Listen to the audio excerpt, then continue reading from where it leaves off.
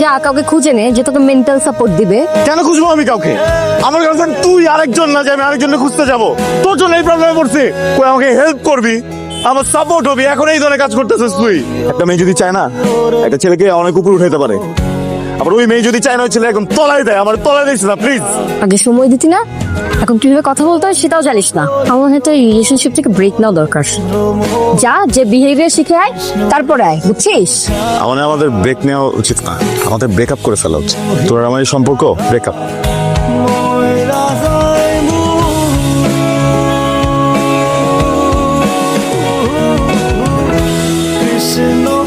Excuse me, আপনি আবার আসছেন? আপনাকে আমি বলছিলাম এগুলো নিয়ে আমার কোনো ইন্টারেস্ট নাই। আমি আসলে ওই দিনের ব্যাপারে কোনো কথাই বলতে আজকে আসিনি। আমি একটু অন্য ব্যাপারে আপনার সাথে কথা বলতে আসছি। আমি কি একটু বসতে পারি? আসলে সব ধরনের সম্পর্ক তো ব্রেকআপ হয়ে যায়, কিন্তু ব্রেকআপ হয় না শুধুমাত্র ফ্রেন্ডশিপটা। আমি চাই আপনার সাথে বন্ধুত্বটা আমার থাকুক। ও, যাতে ফিউচারে যে আপনার লাইন ঘাট ইজি হয়ে যায়। না না, বিষয়টা একদমই তা না। আপনি অনেক ভালো মনের একজন মানুষ, আর আমি চাই এমন ভালো মনের একজন মানুষের সাথে আমার বন্ধুত্বটা থাকুক। আচ্ছা, আমাকে একটু সময় দিন, আমি ভেবে দেখবো। ঠিক আছে, টেক ইউর টাইম। বাট আমি আজকে আপনাকে একটা কথা বলতে চাই। সঞ্জু আপনার বয়ফ্রেন্ড, রাইট? আপনি সঞ্জুকে কিভাবে ছিলেন? কিছুদিন আগে ফেসবুকে আমি একটা পোস্ট দেখি, ওরা রিলেশনশিপ ডেভেলপমেন্টে কাজ করে, মানে কন্ট্রাক্ট রিলেশনশিপে কাজ করে। আমি হয়তো আরো কিছু কথা বললে আপনার বিষয়টা ক্লিয়ার হয়ে যাবে।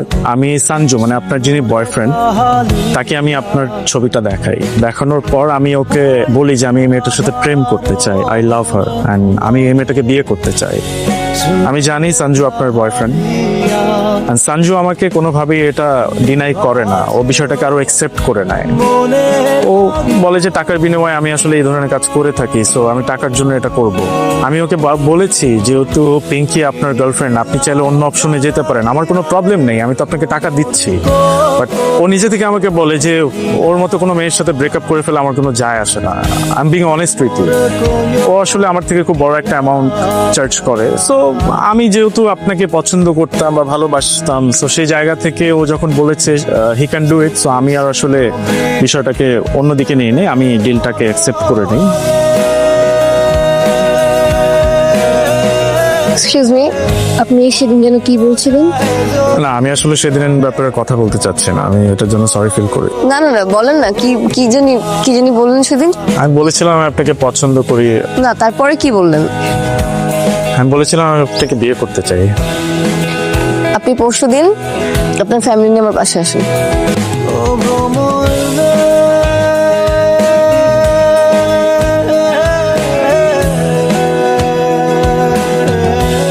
হ্যালো, কই তুই?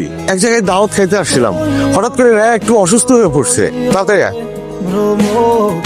এই যাই কিছু মতো। কই আমার কি হয়েছে? তুমি দেরি করে আসছো কেন?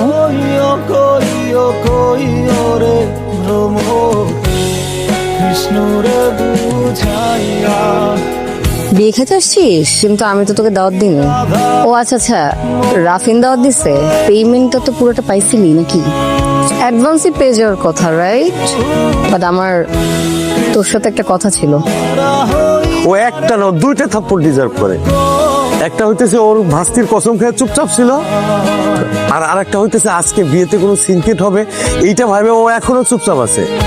ভাইয়া, আপনি জানেন না ও কি করছে? ও 1 লাখ টাকার বিনিময়ে নিজের ভালোবাসা, নিজের সম্পর্ক বিক্রি করে দিচ্ছে। কথা বলবে না তো এখন?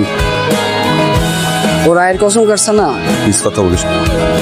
আমি আমি আমি তো কসম কাটি নাই। আমি বলি তুই কি শুরু থেকে বলি, তুমি ওরা বিয়ের জন্য প্রেশার দিছিল না? বলছিল না যে নিজেকে কিছু করতে? ও গেছিল ভাইয়ার কাছে, কিন্তু ভাইয়া ওকে সাপোর্ট করে নাই। মাঝখান দিয়ে প্ল্যানটা আমার ছিল।